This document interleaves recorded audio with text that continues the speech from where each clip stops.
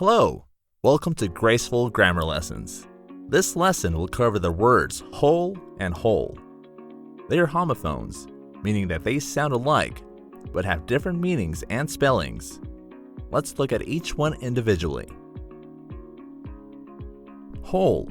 It's an adjective, but can also be a noun. It refers to something that is complete or entire, without any parts missing. It can be used in various contexts, including mathematics and everyday language. For example, adjective.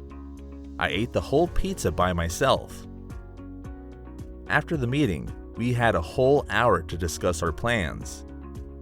Noun. The whole of the story was fascinating. Whole, a noun, refers to an opening or a cavity in a solid object or surface. It can refer to a physical space or absence within something.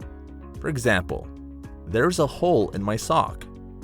He dug a hole in the ground to plant a tree.